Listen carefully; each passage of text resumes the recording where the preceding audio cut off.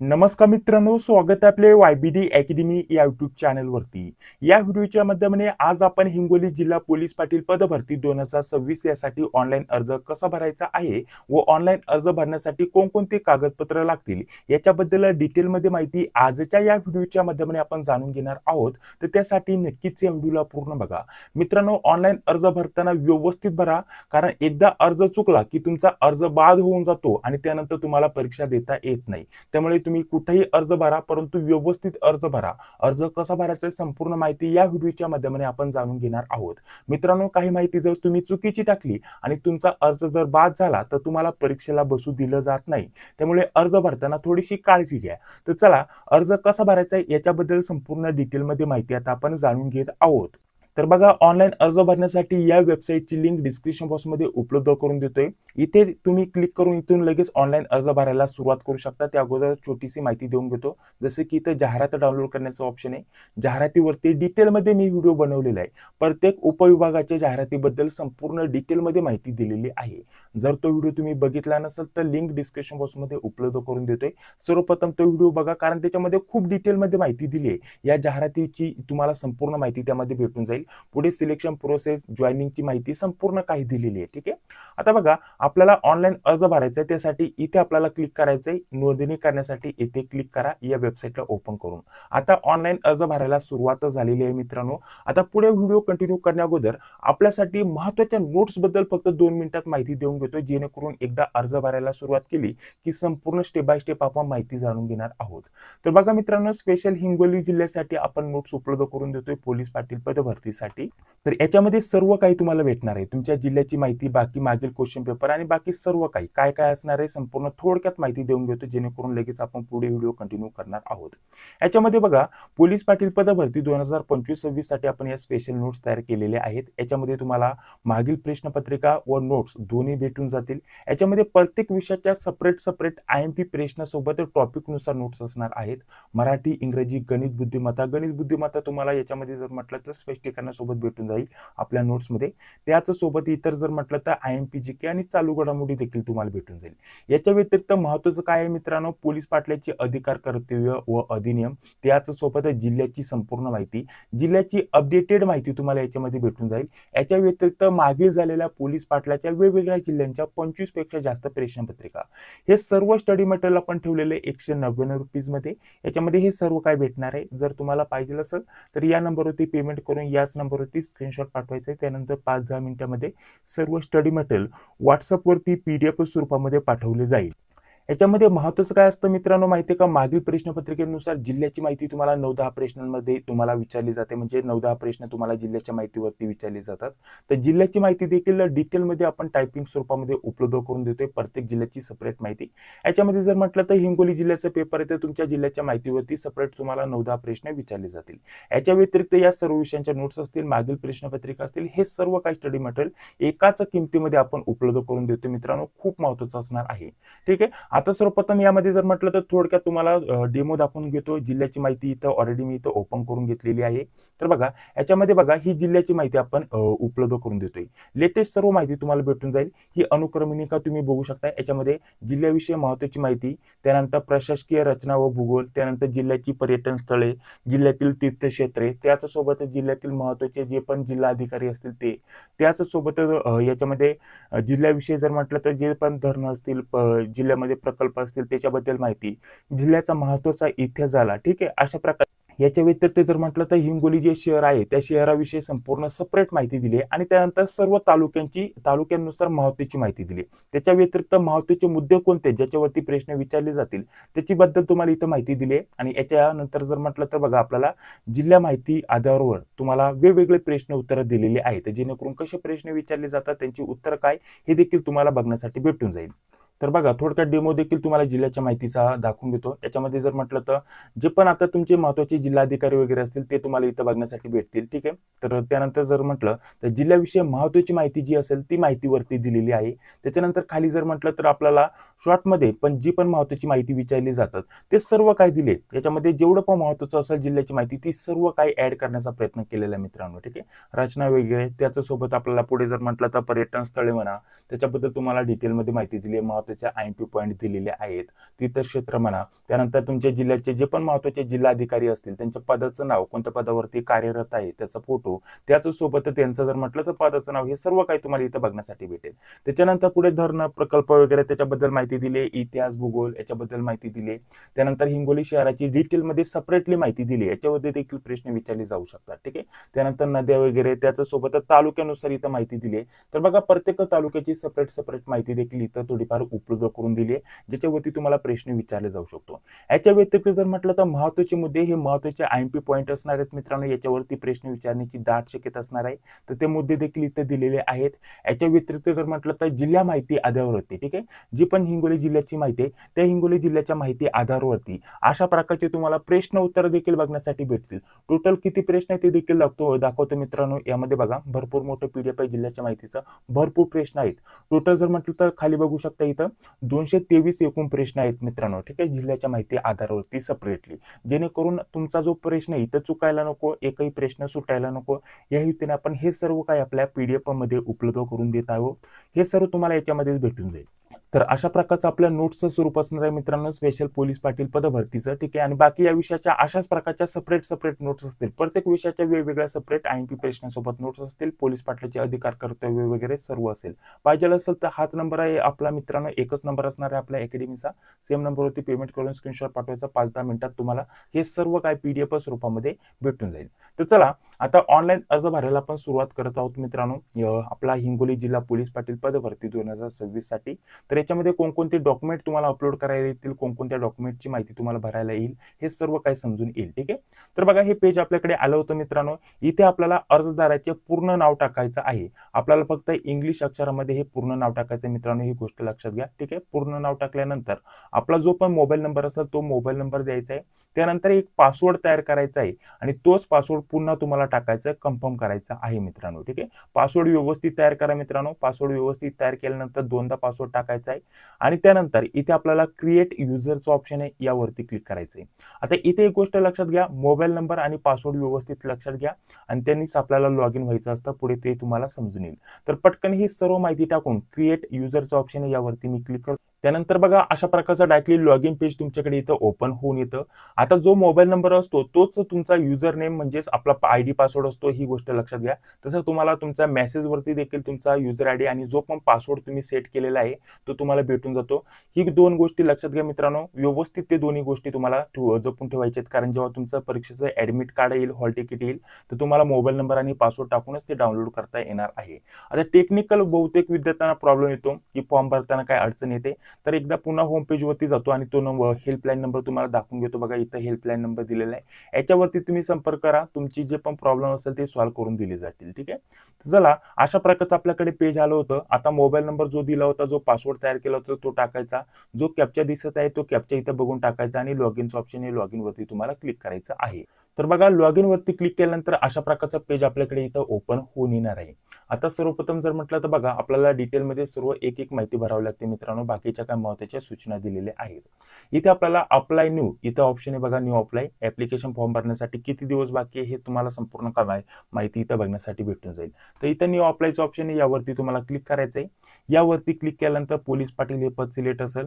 त्यानंतर इथे बघा आपल्याला खुला प्रवर्ग, बाकीचे जर म्हटलं तर वेगवेगळ्या जातींची नावे इथे दिलेली आहेत मित्रांनो. ज्या पण कॅटेगरी मधून तुम्ही अर्ज भरत असाल तीच कॅटेगरी तुम्हाला इथे सिलेक्ट करायची आहे.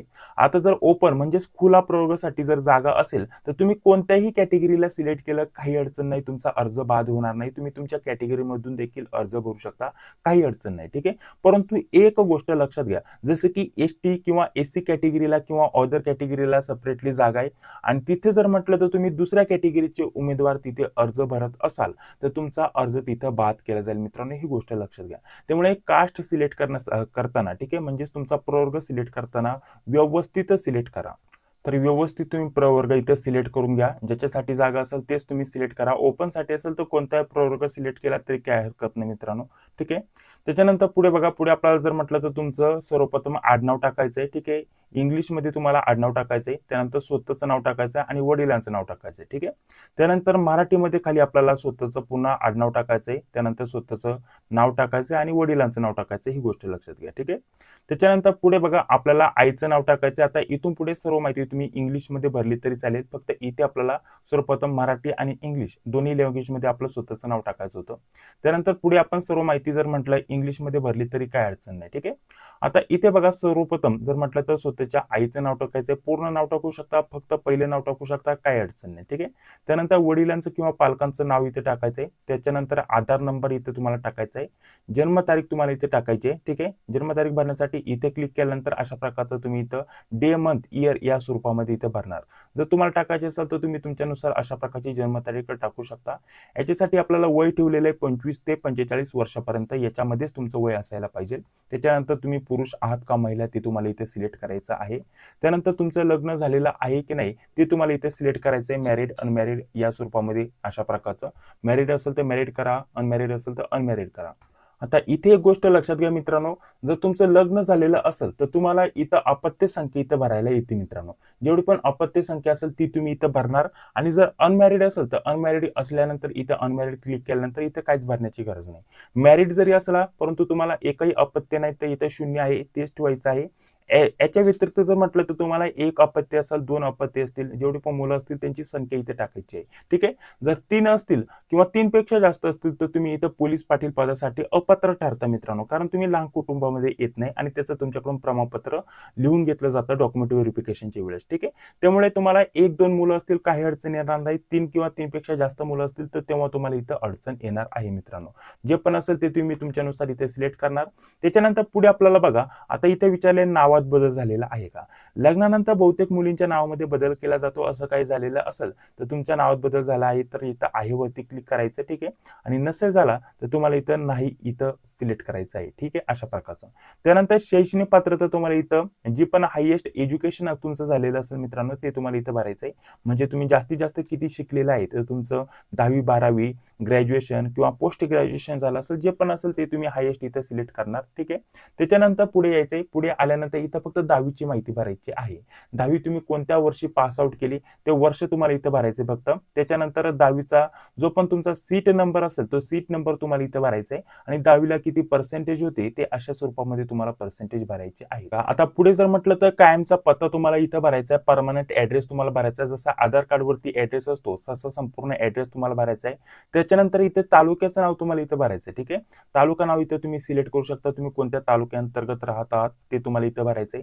त्याच्यानंतर इथे गावाचं नाव भरण्यासाठी ऑप्शन येणार नाही, तुम्हाला मॅन्युअली इथं टाकायचंय तुम्ही कोणत्या ठिकाणी राहता. आणि त्यानंतर पिन कोड तुम्हाला इथे द्यायचा आहे. जर तुमचा पोस्टल ऍड्रेस सेपरेट असेल तर तो तुम्ही सेपरेट ऍड्रेस देखील इथे देऊ शकता. नाहीतर तुमचा एकच ऍड्रेस असेल तर इथे चेकबॉक्स दिलेला बघा. आता व्हिडिओमध्ये व्यवस्थित क्लिअर दिसत नसेल, इथे चेकबॉक्स टिक मार्क केला की वरचा जो कायमस्वरूपीचा ऍड्रेस आहे तोच इथं कॉपी पेस्ट होऊन येतो. तुम्हाला पुन्हा भरण्याची गरज पडत नाही. त्याच्यानंतर इथे मोबाईल नंबर द्यायचा. मोबाईल नंबर ऑलरेडी तुम्ही इथं भरलेला होता तोच दिसेल. अदरवाईज दुसरा अपडेट करायचं असेल तर अपडेट करू शकता किंवा तोच राहून देऊ शकता, काही अडचण नाही. त्याच्यानंतर एक ईमेल आयडी तुम्हाला भरायचा आहे. ठीक आहे. ईमेल आयडी व्यवस्थित भरा आणि त्यानंतर जतन करा आणि पुढे जा. इथे ऑप्शनचं आपल्याला खाली दिसेल यावरती क्लिक करायचं आहे. तर पटकन माहिती भरून मी इथं पुढे जातो. जतन करा याच्यावरती क्लिक करतो. त्यानंतर पुढील पेज अशा प्रकारचं आपल्याकडे इथं ओपन होऊन येईल. इथं आपण माहिती भरलेली इथं दिसून येईल. आता बाकीची इथली खालची खूप महत्त्वाची माहिती मित्रांनो, ती माहिती कशी भरायची ती देखील मी तुम्हाला सांगून घेतो. तर बघा थोडंसं पेज खाली घेतल्यानंतर आता ती माहिती भरण्यासाठी आलेली आहे. आता इथे आपल्याला महत्त्वाचं म्हणजे आपण ज्या ठिकाणी पोलीस पाटील पदासाठी अर्ज भरत आहात त्याचीच माहिती भरायची, त्याच गावची माहिती भरायची आहे. जसं की सर्वप्रथम जिल्हा आपला हिंगोली, इथं एकच जिल्हा असणार आहे. त्यानंतर उपविभाग, कोणत्या उपविभागा अंतर्गत तुम्हाला इथं अर्ज भरायचा आहे, तुम्ही कोणत्या उपविभागात येता ते तुम्हाला इथं भरायचंय मित्रांनो. जसं की मी इथं वसमत घेतलं. ठीक आहे. त्याच्यानंतर इथे पुढे जर म्हटलं तर आपल्याला इथे तालुका निवडायचा आहे. त्याच्यामध्ये 2 तालुके आहेत आपल्याला ऑलरेडी माहिती आहे. तर त्याच्यापैकी तुम्ही कोणत्या तालुक्या अंतर्गत येता ते तालुका तुम्हाला इथे सिलेक्ट करायचा आहे. ठीक आहे. त्याच्यानंतर इथे आपल्याला अशा प्रकारच्या सूचना येतील. जेव्हा तुम्ही तालुका इथे सिलेक्ट करता ही माहिती व्यवस्थित भरत जा मित्रांनो. ठीक आहे. कारण तुमचा पत्ता जो पण तुम्ही वेगळा जर निवडलेला असेल आणि बाकीची माहिती तुम्ही वेगळी भरत असाल तर तुमचा अर्ज रिजेक्ट होऊ शकतो. त्याच्यामुळे अर्ज भरताना या गोष्टींकडे लक्ष द्या. व्यवस्थित जो तुमचा गावाचा पत्ता आहे तोच द्या आणि त्यानुसारच तुम्ही इथं अर्ज भरा. ठीक आहे. त्याच्यानंतर आता जसं की इथं मी तालुका निवडला. सर्वप्रथम जर म्हटलं तर जिल्हा, उपविभाग आणि तालुका तालुका निवडला. त्यानंतर त्या तालुक्यामध्ये जेवढी पण गावं असतील त्या गावांची संपूर्ण जी नाव आहेत ते तुम्हाला इथं बघण्यासाठी भेटून येतील मित्रांनो. ठीक आहे, त्याच्यानुसार तुम्हाला ही सर्व माहिती भरावी लागणार आहे. आता उपविभाग जर म्हटलं तर आता मी सर्वप्रथम हिंगोली निवडला होता, पुन्हा हिंगोलीच निवडतो. ठीक आहे, तर बघा हिंगोली तालुका निवडला. सांगण्यासाठी तुम्हाला हे सर्व काही मी माहिती देत होतो. आता बघा हे सर्व निवडल्यानंतर जी तुम्ही माहिती भरली त्याच्यानुसार व्यवस्थित निवडल्यानंतर जिथं तुमचं गावाचं नाव असेल ते गावाची नावं तुम्हाला इथे दिसून येतील. आता मी हिंगोली उपविभागात हिंगोली तालुका या ठिकाणी कोणकोणत्या गावांसाठी जागा सुटल्या हे सर्व गावांची नावं इथे दिसून येतील. तर ज्याच्यामध्ये पण तुम्हाला अर्ज भरायचा असेल ते गाव तुम्हाला इथे सिलेक्ट करायचं मित्रांनो. व्यवस्थित तुम्हाला ही माहिती भरायची. आता आणि त्यानंतर तुम्ही याच गावासाठी इथं अर्ज भरलेला आहे असं त्याचं इथं गृहीत धरलं जातं. ठीक आहे, आणि त्याचंच तुमच्याकडे डोमिसाइल सर्टिफिकेट इथं असणं गरजेचं असणार आहे. ही माहिती व्यवस्थित भरा. इथे चेकबॉक्स दिलेला आहे, तो चेकबॉक्स टिक मार्क करा आणि अर्ज जतन करा याच्यावरती क्लिक करायचं. तर बघा आता अर्ज जतन केल्यावरती अशा प्रकारचं येईल. आपली एक स्टेप इथं पूर्ण झाली आहे, ग्रीन मध्ये तुम्हाला दिसेल. आता आपल्याला जर म्हटलं तर बघा इथे आपल्याला पेंडिंग दाखवत आहे. आता इथं आपल्याला फोटो आणि सिग्नेचर अपलोड करायचे, तर इथे त्यावरती क्लिक केल्यानंतर पुढील पेज आपल्याकडे इथं ओपन होऊन येईल. तर बघा या स्वरूपामध्ये आता यामध्ये जर म्हटलं तर आपलं संपूर्ण नाव दिसेल. इथे आपल्याला सर्वप्रथम फोटोग्राफ इथं अपलोड करायचा आहे आणि त्याच्यानंतर तुम्हाला सिग्नेचर अपलोड करायचे. फोटोग्राफ अपलोड करण्यासाठी इथं अपलोड फोटोचं ऑप्शन आहे, याच्यावरती क्लिक करायचंय. सिग्नेचर देखील तुम्ही इथूनच अपलोड करू शकता. तर बघा थोडक्यात माझा इथं नेटवर्कचा प्रॉब्लेम झाला होता, त्याच्यामुळे अशा प्रकारचं विंडो आलं होतं. परंतु बघा तुम्ही अपलोडवरती क्लिक केल्यानंतर अशा प्रकारचं पेज तुमच्याकडे इथं ओपन होऊन येईल. इथे साईज किती पाहिजे, किती केबीच्या आत पाहिजे, संपूर्ण काय माहिती दिलेली आहे. फॉर्मॅट कोणता पाहिजे, सर्व काही. ठीक आहे, फोटोग्राफ 20 केबीच्या आत पाहिजे, सिग्नेचर 10 केबीच्या आत पाहिजे. ठीक आहे, बाकीची माहिती तुम्हाला इथे दिसून येईल. ठीक आहे, बघा फोटोग्राफ आणि सिग्नेचर दोन्ही मी इथं अपलोड करून घेतलेले आहेत. आता याच्यामध्ये जर म्हटलं तर तुम्ही तिथं बॅकचं ऑप्शन होतं, बॅकवरती क्लिक केल्यानंतर इथेच आपल्याकडे इथं हे पेज ओपन होऊन येतं. आता आपल्याला काय करायचं आहे मित्रांनो, आपलं फोटोग्राफ आणि सिग्नेचर इथं अपलोड झालेली आहे. आता आपल्याला डॅशबोर्डचं ऑप्शन आहे, यावरती क्लिक करायचं आहे. ठीक आहे, किंवा आपण डायरेक्टली पुढे डॉक्युमेंट वगैरे अपलोड करून पेमेंट करून इथं कन्फर्म करू शकता मित्रांनो, काय अडचण नाही. तर इथं वरती डॅशबोर्डचं ऑप्शन आहे. आता फोटोग्राफ आणि सिग्नेचर अपलोड केल्यानंतर इथे क्लिक करायचं आहे. त्याच्यानंतर बघा अशा प्रकारचं इथं फोटोग्राफ आणि सिग्नेचर देखील इथं कंप्लीट झालेलं आहे. ठीक आहे, आता इथं काय डॉक्युमेंट इथं अपलोड करायचे आहे तर ते पेंडिंग दाखवत आहे आणि पेमेंट करून तुम्हाला फक्त आता प्रिंट घ्यायचे. तर इथे डॉक्युमेंट आता यावरती मी क्लिक करतो. तर डॉक्युमेंटमध्ये कोणकोणते डॉक्युमेंट इथे अपलोड करायचे इथे बघा तुम्ही. इथे सर्वप्रथम तुमचं आधार कार्ड अपलोड करायचं आहे. 10वीचं तुम्हाला इथं बोर्ड सर्टिफिकेट. ठीक आहे, बोर्ड सर्टिफिकेट म्हणजेच आपलं 10वीचं उत्तीर्ण प्रमाणपत्र अपलोड करायचं आहे. आणि त्याच्यानंतर डोमिसाइल सर्टिफिकेट रहिवासी किंवा अधिवास प्रमाणपत्र हे तुम्हाला इथं 3 डॉक्युमेंट इथं अपलोड करायचे आहेत. 200 केबीच्या आत पाहिजे तिन्ही डॉक्युमेंट आणि PDF फॉर्मॅटमध्ये पाहिजे अशा प्रकारचं सांगितलेलं आहे. आधार कार्ड अपलोड करताना दोन्ही साईडचा तुमचा जो आधार कार्डचा फोटो आहे तो आला पाहिजे, PDF बनवून तुम्हाला इथं अपलोड करायचं आहे. तर बघा ते डॉक्युमेंट अपलोड करण्यासाठी खाली थोडंसं घेतल्यानंतर इथे आपल्याला इथं एक डॉक्युमेंट अपलोड करायचं आहे. जसे की इथं निवडण्यासाठी ऑप्शन आहे, इथे आधार कार्ड, त्याच्यासोबत आपल्याला इथं 10वीचं जे बोर्ड सर्टिफिकेट आहे, त्याच्यानंतर डोमिसाइल सर्टिफिकेट. आणि आता ओपन मधून भरलाय तर ओपन वाले काही जात प्रमाणपत्र इथं अपलोड करू शकत नाही. जर करायचं असेल तुम्ही जातीय कास्ट मधून भरला असेल तर कास्ट सर्टिफिकेट देखील इथं अपलोड करायचंय. नॉन क्रिमिनल लागू असेल तर ते देखील अर्ज तुम्हाला अपलोड करायचंय. आणि EWS प्रमाणपत्र देखील तुम्हाला इथं अपलोड करायचं आहे. हे 3 डॉक्युमेंट, खालचे 3 डॉक्युमेंट, जात प्रमाणपत्र, त्याच्यानंतर जातीनुसार जे पण नॉन क्रिमिनल सर्टिफिकेट असतं ते, आणि EWS हे ज्यांना ज्यांना लागू आहे त्यांना अपलोडच करून द्यायचं आहे मित्रांनो. आज तुमचा तसा बाद होऊ शकतो. ठीक आहे, तुमचं निघत नसेल. आता SC ST कॅटेगरीसाठी जर म्हटलं तर हे नॉन क्रिमिनल वगैरे EWS नसतं, तर त्यांनी हे नाही केलं तरी चालेल. तुमचं फक्त जातीचं प्रमाणपत्र अपलोड केलं तरी काय हरकत नाही. परंतु वरील 3 डॉक्युमेंट इथं कंपल्सरी अपलोड करणं गरजेचं असणार आहे. आणि जातीचा दाखला देखील म्हणजेच जात प्रमाणपत्र देखील अपलोड करायचं आहे. तर हे 5 डॉक्युमेंट तुमच्यासाठी महत्त्वाचे आहेत. जे जे तुमच्याकडे असतील ते सर्व डॉक्युमेंट अपलोड करा. एखादं राहिलं तरी काय अडचण नाही. ठीक आहे, तर आधार कार्ड अपलोड करायचं तर आधार कार्ड तुम्हाला इथे सिलेक्ट करायचं. इथे चूज फाईलचं ऑप्शन आहे, सिलेक्ट फाईल, तर इथं क्लिक करून तुम्हाला ते डॉक्युमेंट सिलेक्ट करून अपलोडचं ऑप्शन आहे यावरती क्लिक करायचं आहे. तर बघा जसे की 2 डॉक्युमेंट मी इथं अपलोड केले, आधार कार्ड आणि इथं 10वीचं बोर्ड सर्टिफिकेट. तर अशा प्रकारचे इथं अटॅच दाखवेल, तुम्ही इथं डाउनलोड करून बघू देखील शकता कोणतं डॉक्युमेंट इथं अपलोड केलेलं आहे. अशाच प्रकारचे बाकीचे डॉक्युमेंट मी इथं पटकन अपलोड करून घेतो. सर्व महत्त्वाचे डॉक्युमेंट इथं अपलोड झाल्यानंतर इथं क्लोजचं ऑप्शन आहे, क्लोज वरती तुम्हाला क्लिक करायचं आहे. त्याच्यानंतर बघा आता 3 स्टेप इथं पूर्ण झालेले आहेत मित्रांनो. डॉक्युमेंट देखील इथं अपलोड केलेले आहेत. आता पेंडिंग तुम्हाला महत्त्वाचं काय दाखवत आहे? पेमेंट. ठीक आहे. आता इथं जे डॉक्युमेंट आहे ते व्यवस्थित पुन्हा एकदा सांगतो. इथे महत्त्वाचे 3 डॉक्युमेंट कंपल्सरी आहेत. आधार कार्ड, 10वीचं बोर्ड सर्टिफिकेट आणि तुमचं डोमेसाइल सर्टिफिकेट. याच्या व्यतिरिक्त कास्टमधून तुम्ही अर्ज भरत असाल तर तुम्हाला जातीचं प्रमाणपत्र कंपल्सरी लागणार आहे. याच्या व्यतिरिक्त EWS मध्ये येत असाल किंवा नॉन क्रिमिलेअर मध्ये येत असाल तर ते डॉक्युमेंट तुम्हाला अपलोड करावे लागतील. नसेल येत, खुला प्रवर्ग ओपन मधून अर्ज भरत असाल तर त्यांना बाकीचे काही डॉक्युमेंट अपलोड करण्याची गरज नाही. फक्त हे 3 डॉक्युमेंट कंपल्सरी आहे, ही गोष्ट लक्षात घ्या. आता फक्त पेमेंट करायचंय. पेमेंट झाल्यानंतर तुमचं ऍप्लिकेशन स्टेटस इथं आपल्याला प्रोसेसमध्ये दाखवते मित्रांनो. आता पेमेंट तुम्हाला करून घ्यायचंय आणि त्याच्यानंतर तुमचं एकदा ऍप्लिकेशनचं पेमेंट झाल्यानंतर तुमचा ऍप्लिकेशन फॉर्म जोपर्यंत चेक होत नाही तोपर्यंत इथं इनकम्प्लीटच दाखवेल. त्यांच्याकडून चेक झाल्यानंतर तुम्हाला इथं अशा प्रकारचा ग्रीन दिसून येईल आणि तुमचा अर्ज व्यवस्थित चेक केलेला आहे, तो बरोबर आहे अशा प्रकारचं येऊन जाईल. ठीक आहे. आता पेमेंट फक्त मी करायची प्रोसेस सांगतो. त्याच्या अगोदर थोडक्यात माहिती दिली. जेव्हा तुम्ही पेमेंट करता, पेमेंट झाल्यानंतर ऍप्लिकेशनची प्रिंट देखील तुम्हाला घेण्यासाठी तिथं संपूर्ण पेमेंट झाल्यानंतर तुमचा ऍप्लिकेशन जो स्टेटस आहे तो चेक केल्याशिवाय तुमची प्रिंट भेटत नाही, ही गोष्ट लक्षात घ्या. आता तुम्हाला ह्या 4च गोष्टी करायच्या असतात. ते देखील मी तुम्हाला सांगतो पेमेंट कसं करायचं. परंतु त्या अगोदर सांगून घेतलं की पेमेंट झाल्यानंतर देखील तुमचा ऍप्लिकेशनचा स्टेटस इनकम्प्लीट प्रोसेस मध्येच दाखवेल. त्यासाठी सर्वप्रथम इथं पेमेंट करून घेतो. तर पेमेंट इथं पेंडिंग दाखवत आहे. तर इथे तुम्हाला पेमेंट कसं करायचं याच्यावरती मी क्लिक करून दाखवतो. त्याच्यानंतर इथं बघा आपल्याला बाकीची माहिती इथे येऊन जाईल. तुम्ही कोणत्या गावासाठी अर्ज भरलाय, कोणत्या जिल्ह्यामध्ये, कोणत्या उपविभागामध्ये इथं अर्ज भरलाय त्याच्याबद्दल माहिती. त्याच्यानंतर इथे टोटल पेमेंट किती भरायचं आहे, 1,000 रुपये खुला प्रवर्गासाठी, तर ते येऊन जाईल.